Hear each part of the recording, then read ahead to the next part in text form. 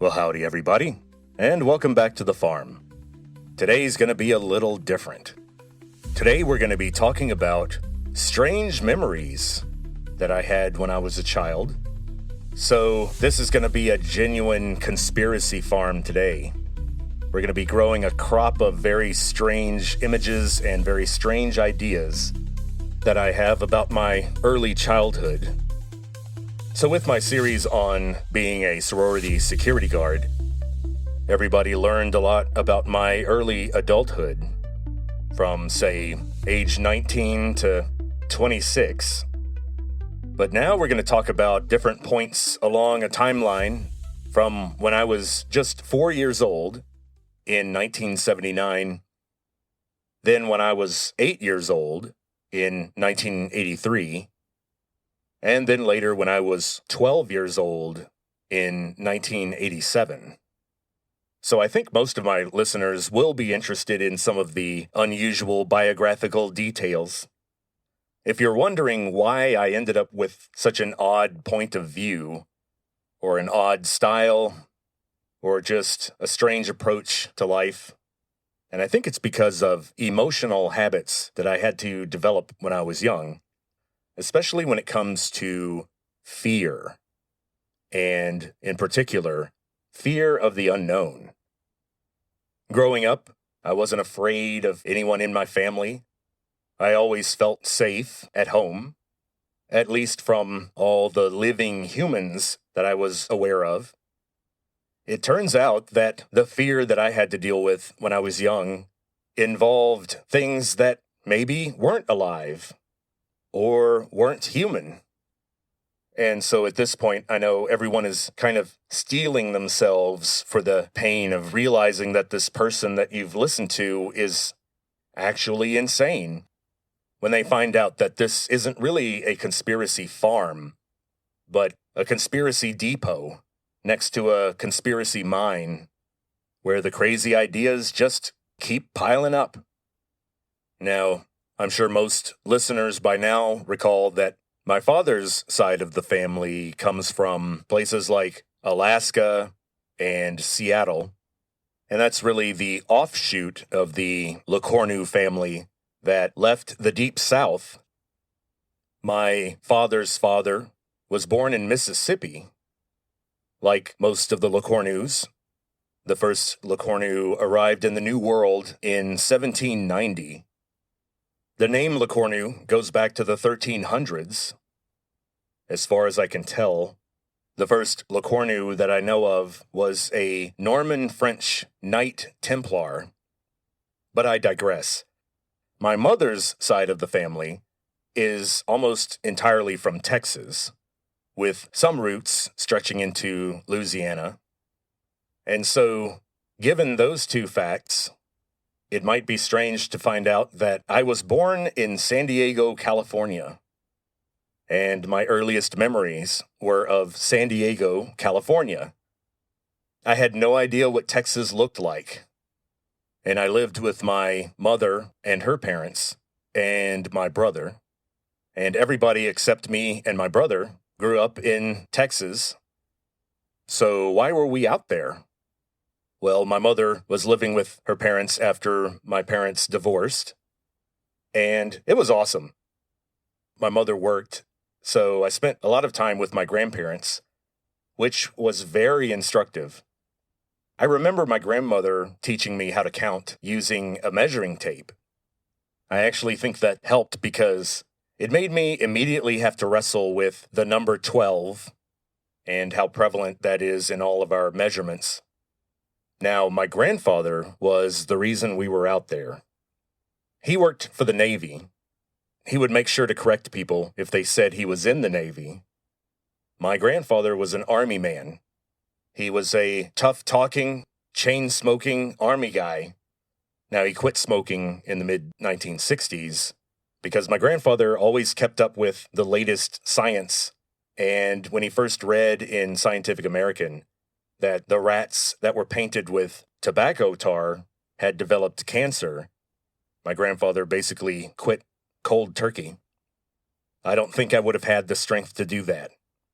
I think my genetics are prone to extremes and obsessions. That's one reason why I don't play video games. I think I would get way too into them. They would just take up too much time and mental effort that I need for other things. So my grandfather worked for the Navy. But what did he do for the Navy? Well, he was a jet engine mechanic. And he and his team worked at the North Island Naval Base outside of San Diego. And in the late 1960s, his specialty was the F-4 Phantom.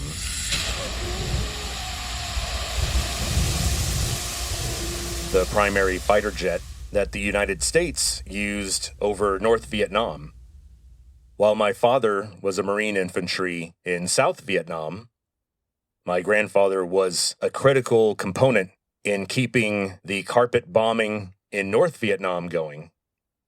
Whenever planes were damaged, they would get shipped back to the United States, and my grandfather's team was in charge of taking them apart, cleaning whatever needed to be cleaned, replacing whatever was damaged by shrapnel or bullets. Their job was to very quickly assemble a working engine, inspect it, certify it as airworthy, and get it back on the ship to go back to Vietnam. So here's where the story gets interesting. My grandfather knew that he was going to retire in 1980. He jumped right into the workforce after World War II. The man had really served his country. He was ready for a well-deserved rest. And of course, the first plan was to move back to Texas. And we moved back to the area that my mother's mother was from, which is around Hancomer, Texas, which is close to Anahuac and Winnie. And so my grandfather tended to own a lot of the land that people in my family lived on. He bought his mother the house on the hills outside of San Diego, and he'd visit her all the time. And I really liked her house. It was very comfortable, and she always had interesting snacks in the fridge. She had a dog that was not the most well-behaved dog, but we thought he was fun. Toto. He was the same kind of dog as in the Wizard of Oz. My mother's mother's mother, my grandfather's mother-in-law, lived in a house on one of those properties in Hancomer, Texas. Now, if you've never heard of Hancomer, Texas, you're not alone, and I don't blame you, because it kind of boils down to really 2 or 3 roads and where they intersect, and the houses along the roads and spread throughout the woods around there. Now, I've talked about Winnie being a very flat, swampy place, and Anahuac has a lot of bayous and swampy areas. Anahuac is one of the few places in Texas where you really do have to worry about alligators. So my grandfather bought 20 acres of new property outside of Winnie, Texas, and that's where he was going to build the house he was going to live in during his retirement. But for a few years during that time, the plan was we were going to stay in this old house in Hancomer that was mostly empty. It was a 3-bedroom place, and my mother's mother's mother occupied just one of the bedrooms. And the house was apparently built in the 1870s, so it was a pier and beam house. It didn't have a foundation. There was always something nesting under the house. My great-grandmother had a pretty cool place. The front of the house, where the circular drive was, and the garage my grandfather built for the cars, there was a big sycamore tree. It was really tall, kind of scarily tall when I was a kid. She had plenty of crepe myrtle trees. She raised ducks and chickens. She had a pear tree, a fig tree, and a pecan tree. And there was a field right next door to that property where a friend of the family had put 2 old horses out to pasture. And one of my chores as a kid was to take the hose and fill up the old 50-gallon barrels where the horses got their water from. And of course, that's important during Texas summers. I always tried to pet the horses, but they would just sort of trot away from me. They were old horses. They knew better than to let that dumb kid anywhere near them. And so during this time, I, as a child, had the great pleasure of going on road trips during the summer in the last few years of the 70s. By 1981, we were fully moved into Texas, and I was starting school at the Anahuac Independent School District. And so for the first few years of the 80s, we were still going back to San Diego every summer. Instead of our old house in San Diego, we would stay with my grandfather's mother. So I want to stress that overall, I have great memories of this time. I had a lot of toys that I liked. I remember The Muppet Show and The Muppet Movie.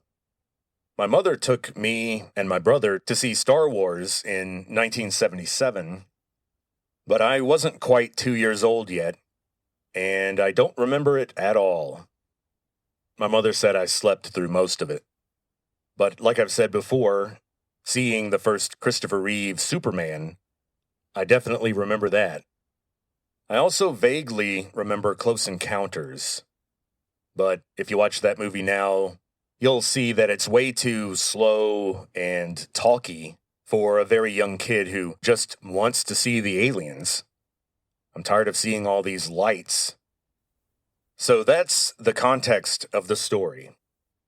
So let's imagine that this is one of those early trips to Texas. I was still living in that house in San Diego, and it was the summer of 1979. I recall watching The Muppet Movie at a drive-in, and The Muppet Movie was released in late June 1979. So I'm pretty sure my mother took me to see that because earlier in that month I had just turned 4 years old. And I loved the Muppets. I had a Kermit the Frog toy, and a Fozzie Bear, and of course, a Miss Piggy puppet. And so, sometime after that, we went to Texas, but then because of school and whatnot, we would come back to San Diego for the fall. And here's what I'm claiming. I think something weird happened on that trip. Now, the weird thing is I'm not sure exactly what happened. But of course, I have theories. One fair day in August of 1979, my family set out from Hancomer, Texas, driving to San Diego, California. A trip which, if you're really pushing it, still takes about 3 days, maybe 4, depending on how often you stop or how much sleep you want to get. In other words, how much shift driving you want to do. Because one thing you have to remember is that the car that we're traveling in is pretty comfortable.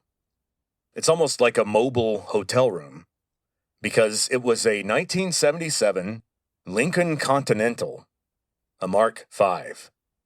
So it was an enormous car that could still go really fast. I had the opportunity to drive it later on, and you immediately realize that the thing is kind of like a boat. It's enormous, but it's got this really good V8 engine, so you can really fly.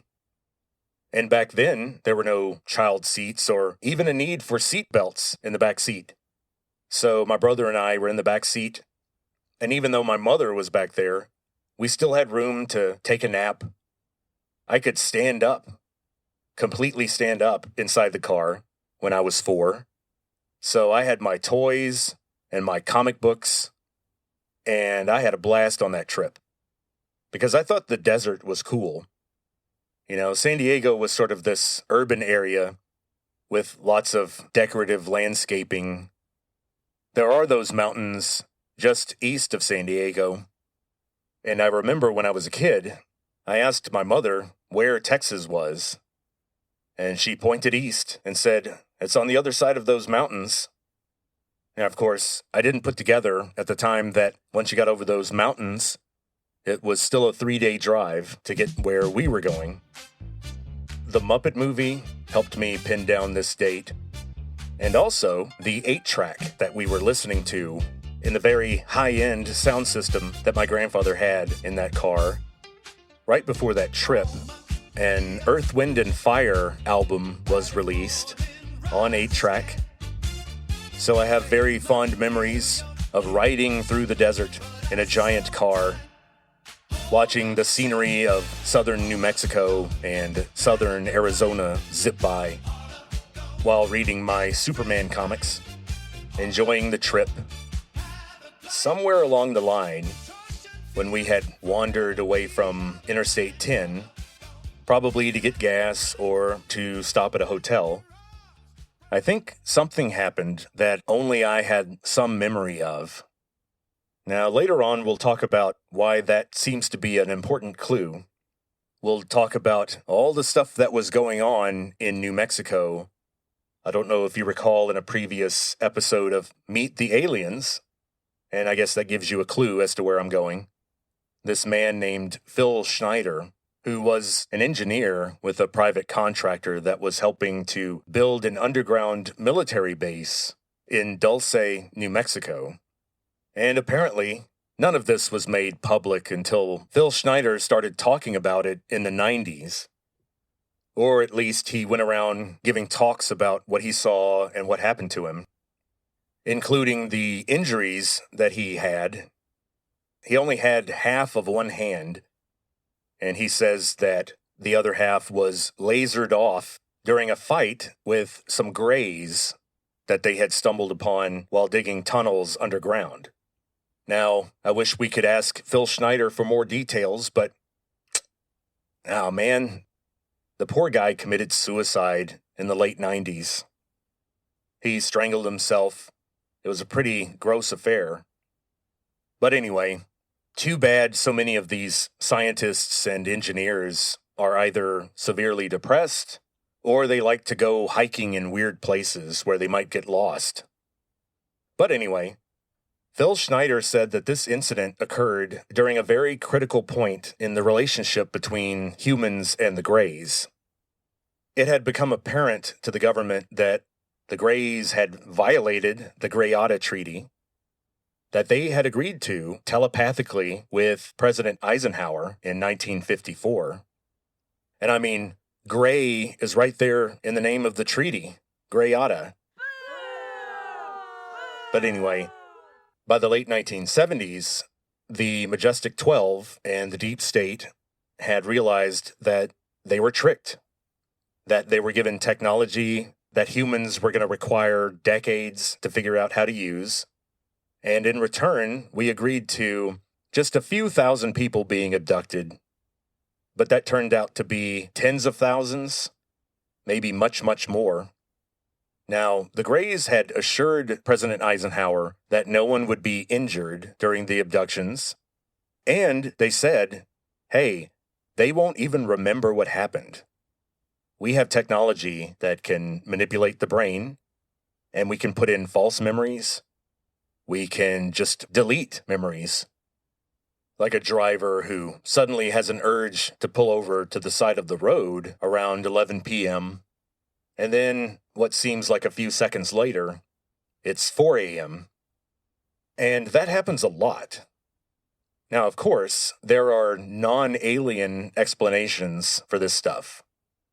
So you can't just say, I don't remember what happened that one afternoon, so I guess I was abducted.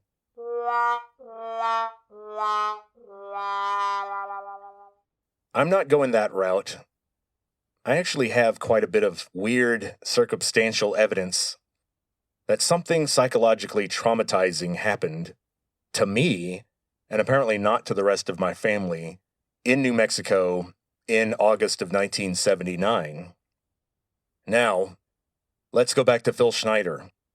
He said that tensions between humans and the NHI that we had been dealing with had reached an all-time high, to the point where there was actually a brief armed conflict during the construction of one of the deep underground military bases in Dulce, New Mexico. So when did Phil Schneider get injured? When did that underground battle happen? When was it when the relationship between humans and NHI was at an all-time low? When was this?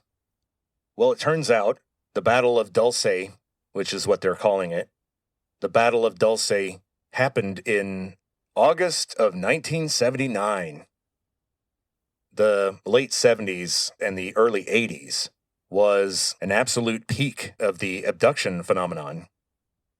If abductions seem like something that didn't happen until the early 60s and doesn't seem to be very common after the 1990s, well, there's a good reason for that.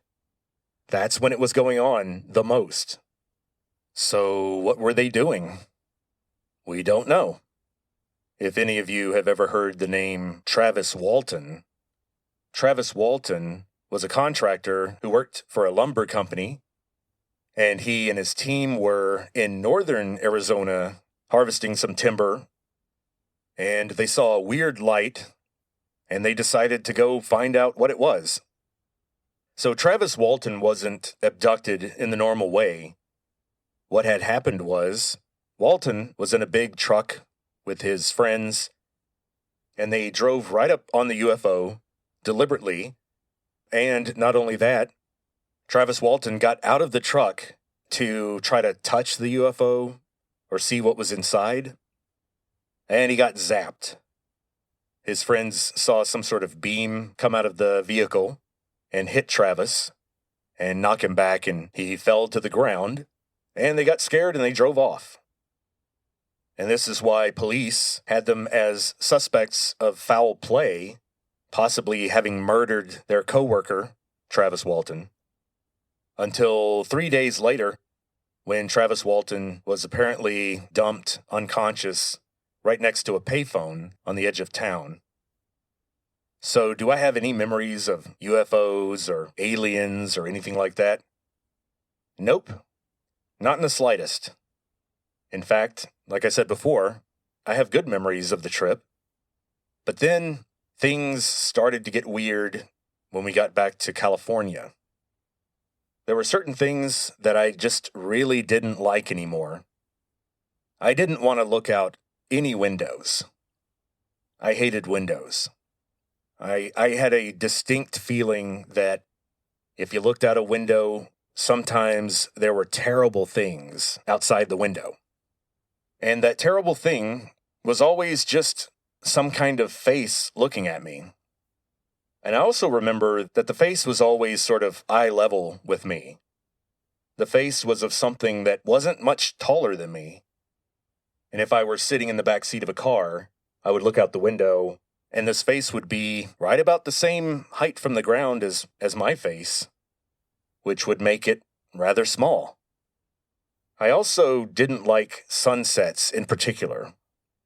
I would get really nervous when the sun went down. I would calm down after it got dark. It was during the sunset that I had a big problem. Like, I just felt like something terrible was going to happen. Also, when I got back, my mother says, and I remember this, saying that I saw a face next to my bed. Once again, low to the bed, not very high off the floor, and I drew the face. And no, it wasn't a gray. It wasn't this weird, upside-down, teardrop-looking head with the big black eyes. Nope, not at all. It was this weird, more human-looking kind of demon face. It usually was just red and like it didn't have skin on some parts or it had horns. It was generally more of a red demon monster type thing than a little gray thing. I didn't draw anything that looked like an alien. Another weird thing is that I was really nervous about this one commercial. It was a commercial featuring Orson Welles. And I wasn't scared of Orson Welles. I was scared of the music that played right after he said, "We will sell no wine before it's time."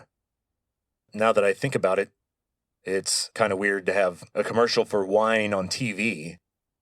So me seeing this in the fall of 1979 on primetime network television makes perfect sense.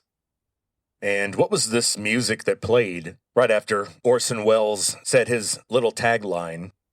Well, it was that very familiar musical phrase from Beethoven's Fifth Symphony, the one that goes, dun dun dun dun, dun dun dun dun.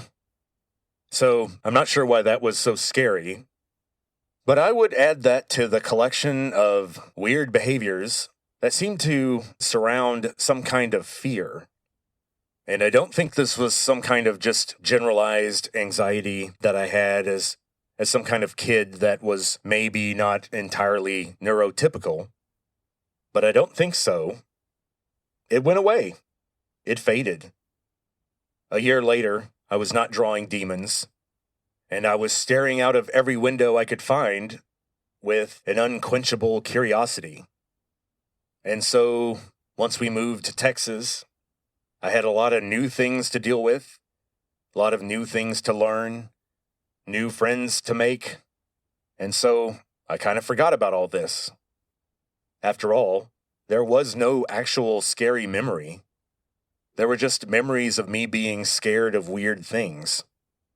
So I didn't think this was part of some larger story until later in life, really not until 1988. When I first read a book called Communion by a guy named Whitley Strieber, and Whitley Strieber's weird experiences happened in the woods in upstate New York. However, Mr. Strieber had been having weird experiences since he was a child living outside of San Antonio. So he was a Texan, and his father was an Air Force officer who was stationed at Lackland Air Force Base right outside of San Antonio. And so he had some stories that got me thinking. In particular, I was not thinking about 1979. After all, I don't actually have a memory. And one day I might try hypnotic regression, but I'm a little concerned about what I might dig up there. Well, my attention wasn't on 1979. It was on 1983, when I was about 8 years old. I don't remember what part of the year it happened in, so I may have just been 7 still. And for this incident, I actually do remember something. I remember it being a very weird, busy, scary night. And I recall being tired the next day. Now, of course, I just thought I had a really bad dream. And I remember trying to remember the dream. All I could remember was lying down on my bed with my head toward the footboard of the bed. And I woke up and I'm looking at the headboard of the bed. And there's somebody sitting on the headboard. And I look at this thing. I remember it being all black, just a silhouette. I couldn't tell what kind of clothes it was wearing. But I remember it being kind of lanky, so it wasn't very bulky. And it was all black except its eyes. They weren't big or black. They were little and white. And they had a white part and a pupil, like a human eye.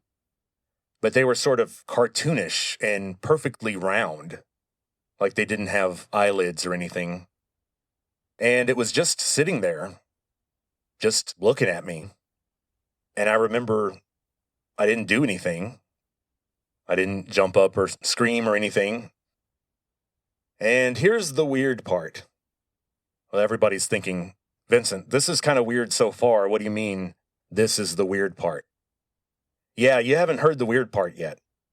The weird part is that when I was a kid, I remember feeling weird telling people that that's what I remember because I knew it was wrong. I had a memory that didn't happen. That's a pretty vivid image. That's something that you're going to remember. It's going to stick with you. But there's something in my brain that says, that didn't happen. I'm pretty sure I didn't dream it either. So it wasn't part of a dream, and it didn't actually happen. So that's weird. And it really feels almost like that thing is sitting on the truth almost. The other thing is that I remember not being asleep. And if you had asked me back then to describe the night in one word, it would have been busy. The word busy. I remember thinking, that was a busy night. Like, a lot of things happened in the house. But all I remember is this weird thing. And I know that part didn't actually happen. Now, by 1984, the very next year, the foundation had been laid on our new house. The land had been cleared. And so we started to actually spend a lot of time at the new house, even though a lot of it was still bare plywood. We thought it was cool out there. And I had my notebook, and I was writing stories. And we loved watching Miami Vice. I didn't get into the whole alien thing until years later, well into my life in Winnie, Texas, and not Hancomer or San Diego. So at the end of this episode, I'll go ahead and tell a ghost story, something that doesn't have to do with aliens or NHI or the government or genetics or anything weird like that. It's just an old-fashioned ghost story because while our house outside of Winnie was brand new, the house in Hancomer was, in contrast, super old. It was built during Reconstruction in the late 19th century, so it had previous owners. And there was a sad, tragic story about the previous owners that we'll talk about later because I may have seen some sort of trace of that if Dick Halloran from The Shining is to be trusted. But more on that later. The ghost incident happened in 83 or 84.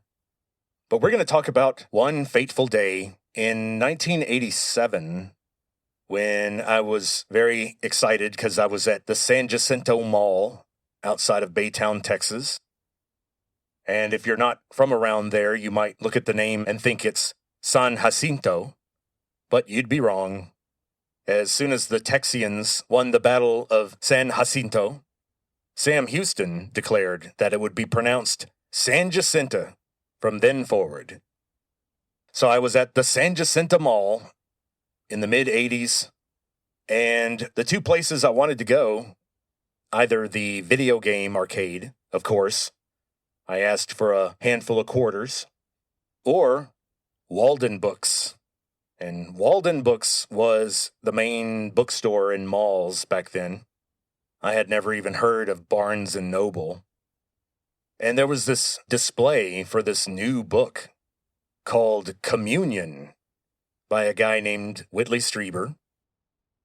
Now, this was a weird paranormal book out there on the fringes, and it was published in the mid-1980s, so I don't expect anyone to remember what the cover looked like. But it famously had a large close-up of a gray alien on the cover. Obviously, not a photograph. It was a painting that Whitley Strieber had commissioned, almost like a police artist's sketch of the person who had abducted him. This was the first time I'd seen what was supposed to be an actual image of an extraterrestrial. I kind of freaked out when I saw that face on the cover of the book. Now, the weird thing is that normally gray aliens are kind of portrayed as frowning or looking kind of stern or mean. But Strieber wanted to get away from that because that's not the experience that he had. He said it was terrifying, but it was more like a benign indifference than anger. And so the face wasn't very stern. It was a painting that Whitley Strieber had commissioned to show his audience what he remembered seeing. And this particular gray alien had almost a little tiny smirk on his face. So it wasn't supposed to be scary. It wasn't, here are these demonic creatures that are trying to take over the world. It was, hey, I had a very strange experience, and this is one of the things I saw. So in other words, it was a little bit irrational for me to have such a strong reaction. I was extremely curious about the book, and later I did check it out from the Chambers County Library, and the whole time that I had the book at home, I always kept the front cover down. I couldn't look at the cover. I read the book super fast and was utterly fascinated. Because maybe you guys have figured this out, I think the underlying pattern here is that I tend to study what I'm afraid of. I think it's my way of relieving anxiety. Because if I feel like, well, if I've learned everything a human could possibly know about this, and, I'm physically able to fight, well, then I stand the best chance of anyone dealing with this problem. If I fail and die, then, there's some honor in that, because, it would take a lot. The day the universe decides my number is up, I want a nuclear ICBM headed directly for my nose, or something decisive. So anyway, what did Strieber say that he saw, and why did I think it had something to do with me? Well, let's talk about the stuff that Strieber kind of clued me into. Stuff that really got me thinking. Or maybe overthinking. So, when I checked Whitley Strieber's book out, I was in middle school, and I checked it out from a library. Little did I know that in less than 2 years after that, I would actually be working at that library. With the help of my mother, I became part of a youth job program where I was allowed to get a job at 14. And so I worked at the county government building in Winnie. The main county building and the main courthouse was, of course, in Anahuac, the county seat. But Winnie had its own courthouse, and it was tiny. And right next door, there was the Winnie branch of the county library. And it was a pretty small library, sort of one giant room. And one entire wall of that room was dedicated to romance novels. I learned a lot about romance novels. Whenever we got new boxes of them, I had to go in and find out the title and the author and type up the cards, and then paste the card pockets into the back of the books. I knew the Dewey Decimal System like the back of my hand. And I had read or browsed through so many of the books in the library that one day a judge came into the library and they were working on something. He needed to know when someone is driving mules and they have to say gee or haw. Those are the two commands that you give a mule. One of them means go to the right. One of them means go to the left. And this judge wanted to know or confirm which one was which. And I remembered the exact spot in the stacks where you could find a book that was called something like A Dictionary of Old West or Cowboy Terminology. And boy, it had everything in there. So I went and got him that book, and he found the answer. And by the way, I forgot which one was which. But I remember the story about me being right about something or doing something well. And little details about things like gee and haw, those are disposed of, no longer remembered. I put those things in the same place where I put my failures, or any time I was not so awesome. I don't remember that. I'm sure I've done bad things, but, you got to focus on the positive. And speaking of focusing on the positive, this stuff freaked me out and terrified me as a 7th grader. But I was still skeptical. I don't see a good reason to accept everything Whitley Strieber says as something that actually happened. But at the same time, I don't think that he has some sort of organic brain problem, and I don't think he's on some sort of big lying campaign to try to make money peddling these weird stories.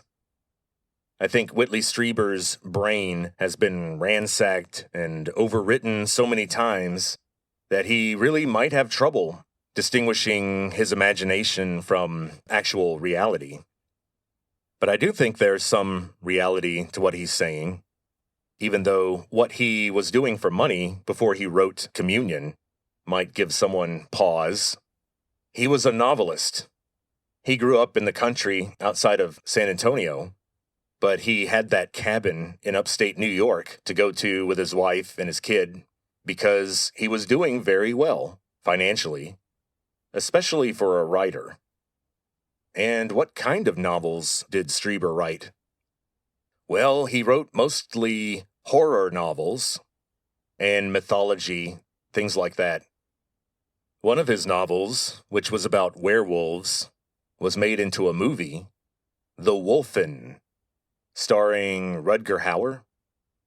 He also wrote a very detailed and harrowing fictional account of nuclear war and what that would be like, and he called that book War Day. But after writing these novels, he encountered these weird incidents in the early 1980s in New York State, and he was so puzzled by his strange PTSD-type behavior that his wife made him see a therapist, and he ended up seeing a hypnotherapist who put him into a very relaxed state so that through hypnotic regression, he could uncover some of these memories that someone wanted deleted, someone wanted covered up permanently. And when the memories started coming out, they were super weird. They involved being carried out of his bedroom by little tiny 3-foot-tall dark blue creatures that wore these bulky dark-colored robes and hoods, like little blue monks.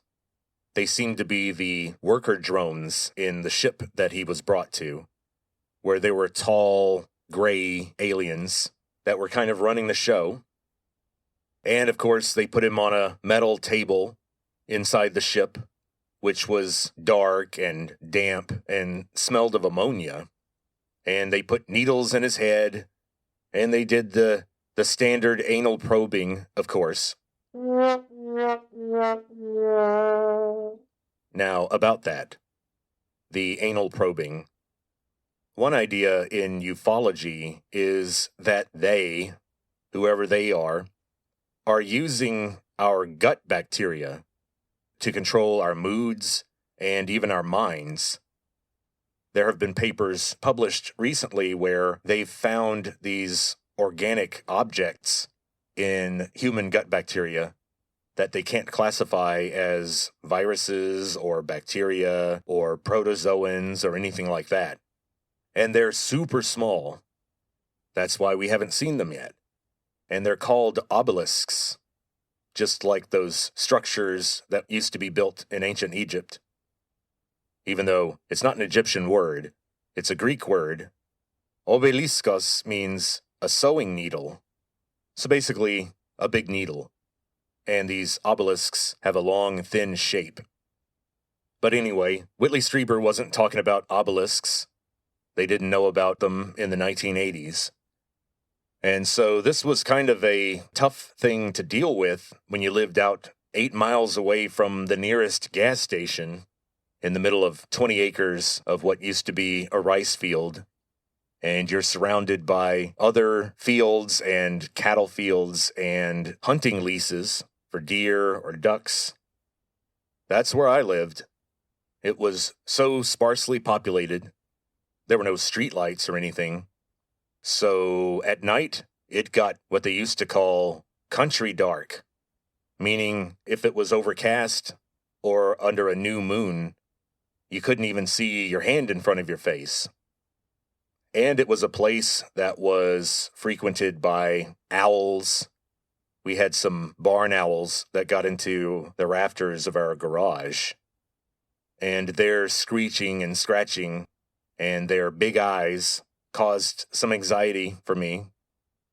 And the main takeaway I got from Whitley Strieber is the idea of implanted and distorted memories, or missing time, where whole blocks of memory have been removed. And this is part and parcel of the abduction phenomenon. Barney and Betty Hill, who were abducted in 1961, also had to go under hypnotic regression. And boy, they recorded that on audio tape. And you can listen to their hypnotic regressions. And Barney Hill, in particular, was screaming and almost to tears like a child because he was so scared at what he was remembering. At first, all Barney and Betty Hill remembered was missing time while they were traveling on the road. And Whitley Strieber's initial memories were pretty banal and inconclusive also. For example, he spent a lot of time trying to figure out the source and the cause and the reasoning behind 9 loud knocks that he heard on his wall in his cabin in upstate New York. He was alone in the main room, if I recall, of the cabin at night when he heard a knocking, just like a hand knocking at a door, very firmly, except there were 2 weird things about the knocking. He said that they were perfectly spaced, like they were done by a metronome or a machine, and the knocking came from about 10 or 15 feet above the ground. So it wasn't on the front door. It was against one of the walls, way up near the ceiling. And Strieber was so puzzled and shaken by this that he actually went outside and tried to figure out what had happened, where the knocking came from. And so I started to see this pattern. People would be on the road driving, and they would either remember missing time, or they would start having these stress response behaviors and become afraid of bizarre things that normally aren't scary. And then they go under hypnotic regression, and they find out all kinds of funny business went on during the time their memories were blanked out. And often, people will remember memories that cap memories, red herring memories, I guess you could say. Strieber said that he would have dreams about seeing owls. And of course, when I read about that, the first thing I thought of was the solid black figure with the normal cartoonish eyes looking at me from the headboard of my bed. The pattern just really fit. So do I think I was abducted? I'm going to give it like a 30% chance. I had a pretty vivid imagination as a child, so who knows? But like I said, it is weird that I have this strange set of memories surrounding a trip through UFO Central at the peak of the abduction phenomenon. So I don't know. However, you do have to take Whitley Strieber's stuff with a kind of a little grain of salt. For example, Whitley Strieber seemed to believe someone who operated a bookstore, and they wrote Whitley Strieber a letter saying that shortly after his book was released, these 2 strange, small people, under 5 feet tall, dressed in hoodies, and let me go ahead and be clear, this guy is claiming that 2 grays dressed up and came into his bookstore because they just wanted to see the cover of Whitley Strieber's book for themselves. Yeah, I don't know if I'm buying that, especially because the guy said that they had taken a lot of effort to hide the fact that they were aliens, which, you would do. If I were an alien wanting to go to the mall in the 80s, I'd put on a hoodie and a wig, and I'd put the hood up over the wig, and I'd get myself some big sunglasses, and apparently, according to this bookstore operator, and, you gotta believe it, it's probably true, gray aliens have those weird mouths that can't really move, and those really pointy chins. So even with big sunglasses on, you're going to have a problem with that. So according to this guy, they wore big, thick scarves that covered their mouths and, their necks and chins, of course. So there's that. That was not actually technically in the book. It was in an appendix to Strieber's sequel to Communion called Transformation, where he starts uncovering memories from childhood and discovers weird connections to his dad and the Air Force and his childhood in San Antonio, and also the weird psychological element of the interaction that he was having with these supposed NHI. Now, whether this stuff was really true or not, I was just convinced enough to be terrified anytime the sun went down or I was somewhat alone in the dark, especially riding my bike out in the middle of nowhere. You can imagine that given the geographic location of my childhood and the long distances and isolation involved, I just had to make my peace with it. I had to come up with things I would try to do or say or think if I were being abducted. Not to try to stop it. I was pretty convinced I wouldn't be able to stop it. But I definitely had some questions. And, according to both Whitley Strieber and Travis Walton, they're pretty spindly little things that cannot deal with us in a physical sense. A human against one of these things would be like a Kodiak bear versus a child. And so they're very careful to do the paralyzing stuff with their little wands, and they can completely shut off the bodies and minds of people that they're not targeting. So that's why Whitley Strieber's wife and kid didn't have these weird PTSD experiences. As far as we can tell, they may have undergone some procedures, but they didn't seem to be the main target like Whitley was. And of course, now that I'm seeing this differential treatment with how they treat their target versus the people they just got to temporarily knock out so that they could do their work with the person that they're targeting. After I read that, I started thinking, is that why the other people in the car weren't scared of windows or freaking out about little things or fretting about it nervously almost 40 years later? So there's that. If you want to know what Vincent thinks about the possibility of having been abducted, there you go. If it happened at all, and I'm betting it didn't, but if it did, I think it happened in August of 1979, and then whatever happened on that weird night in 1983. Now, this was 1987, so there were a lot of songs on the radio that I liked at the time, and there was one that wasn't my favorite song anyway, but, I wouldn't change the station when it came on the radio. And for my youngest listeners, basically what I just said is I wouldn't skip it when it came up in the rotation.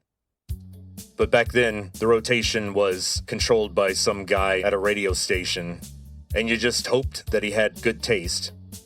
But anyway, there was a song that I started to associate with this whole alien stuff and Whitley Strieber, and it was that Fleetwood Mac song, Sweet Little Lies. And the chorus was, tell me lies, tell me sweet little lies, tell me lies. Pretty simple chorus. And, of course, I started to kind of apply that to Whitley Strieber at first. Kind of like when I'm reading his book, I'm saying, oh, come on, Whitley, lie to me. Give me some interesting lies.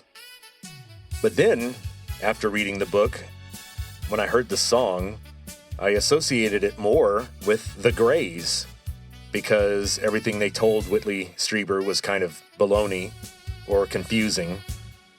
And so I was like, okay, little Grays, tell me some lies and make them interesting. But I promised you guys a ghost story. A good, honest-to-God, old-fashioned ghost story. And so this story happened when I was 8 years old. Once again, 1983. But this wasn't a weird dream, and it didn't happen at night. It happened in broad daylight, and I was wide awake.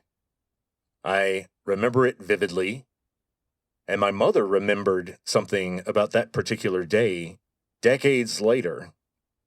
So there is some external corroboration. Now, we've already covered the basics of the context of this story. As you recall, at 8 years old, I'm living in Hancomer, in that old house that was built in the 1870s. And the house had a weird layout. The bedroom that I shared with my mother and brother was connected to the bathroom. And then on the other side of the bathroom was the master bedroom where my grandparents slept. Now, that master bedroom is where the original owners of the house slept. And supposedly, way back in that Reconstruction era, the man who owned the house developed tuberculosis. And he slowly declined as his wife took care of him. And according to the old story, at some point, his health had declined and his breathing was difficult, and he was suffering so much that the wife did the unthinkable, and she took a pillow and pressed it over his face until he had died from asphyxiation, which wasn't difficult and didn't take long because he was in such an extreme condition. Now, this story was well known, and my grandparents and my mother knew about the story, but for obvious reasons, they did not share this beautiful, uplifting story with me or my brother. But my mother did have her eyes peeled for strange stuff, I think, because she said that the first time I visited that house, which would have been when I was very, very small, like in 1976 or 77, because my mother said that as a toddler, when I visited that house, she saw me laughing and pointing and apparently talking to someone in the middle of the night or at random times. And she said that I didn't seem to be afraid at all. So there's that. So let's fast forward to 1983. I'm 8 years old, and I'm living there. In a couple of years, I will have moved on to Winnie, but I'm still in Hancomer, and my mother worked in Anahuac. My mother was a dispatcher for the Chambers County Sheriff's Department, and my grandparents bought a police scanner. And so the first time I used a police scanner was when I was 7. I learned what squelch was, and I learned about what frequencies the police were using. So late at night, my brother and I would listen to the police scanner, waiting to hear our mother's voice. And of course, it was all in that police 10 code and abbreviations, so we had no idea what she was saying. All we knew is we'd hear something like, 1040, 1040, and we'd be like, hey, that was Mama. Hey, there she was. And remember, there was no 911 system. You had to know the actual number of the sheriff if you were going to call law enforcement. It was a small place, a tight-knit community. In fact, because my mother worked there at the police station, at the courthouse, sometimes when some of the deputies happened to be patrolling or driving out Hancomer Way, they would drive by our house, and if they saw us outside, they might stop and say hello. Remember, we had that big circular driveway. You had the horse pasture on one side, the garage on the other, that gigantic sycamore tree, and the whole thing was kind of lined with crepe myrtles, and then right outside the front door of that old house was a pear tree that miraculously survived a lightning strike. So it was kind of a weird-looking tree, but it did produce fruit still. And I remember pear cobbler when I was a kid. But anyway, one day in 1983, we were outside. It was early afternoon. One of the sheriff's deputies drove by, and he pulled in his cruiser, and he gets out and he starts talking to my grandparents and my mother, and he sees me and he's like, oh, hey. He knew me well enough to know that I was primarily fascinated with his guns. I wanted to know what kind of gun it was and what kind of ammunition it used. And so he showed me it was a 38, and he gave me one of the 38 hollow point rounds that he kept bandolier style pushed through leather loops on his gun belt. So he just kind of lifted one of those out and handed it to me, and he said, hey, it's all yours. And of course, I was very excited. I would have been more happy if he had let me have his gun, or at least shoot it a couple of times, but I don't think he was going to let me do that. And my mother knew me even better than the deputy did, and she knew there was a non-zero chance that I was going to try to take that round apart, try to get the bullet separated from the casing, or I may have tried to build some sort of wooden gun that used a rubber band and a thumbtack or something to activate the primer and cause the round to go off. So my mother knew that kind of stuff was in her near future if she didn't have a plan. So she said, take that into the house and put it in my jewelry box so that, it would be there for safekeeping.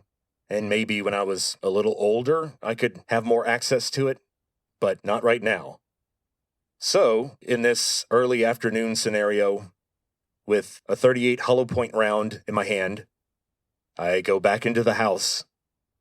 And I'm the only person in the house at this time. Now, this house wasn't built like houses are now. It had a very 19th century layout because there were no real hallways. So you go in through the main front door. That leads you into a little parlor that's part of the kitchen. Then if you go through the kitchen and go past the stove and the fridge, you go into the living room. And by the way, the living room was where people congregated to talk. And so there was a coffee table and lots of places to sit and a fireplace, but no TV. So I go in through the kitchen, then into the living room, and then there was a doorway that led from the living room to a very high-trafficked part of the bedroom that I shared with my mother and brother. And so I went into that room, and I knew where my mother's jewelry box was, so I went straight to that and lifted up the lid and put the 38 round in one of the little cubby holes. But then, as I was closing the jewelry box, I heard something, and it sounded vaguely like labored breathing. It was kind of like someone struggling for breath, a wheezing sound.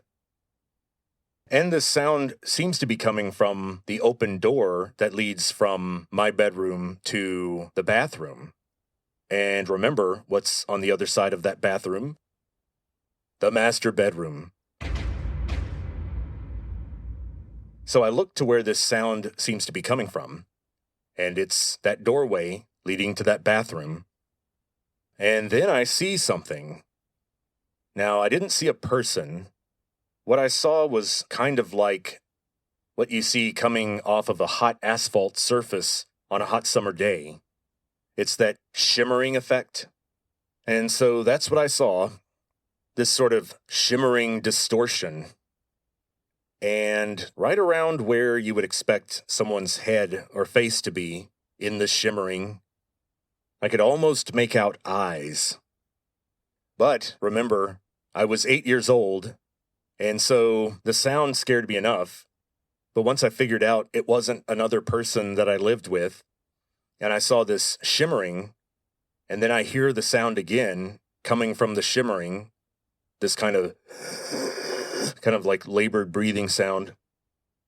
I did what any 8-year-old would do, and I bolted.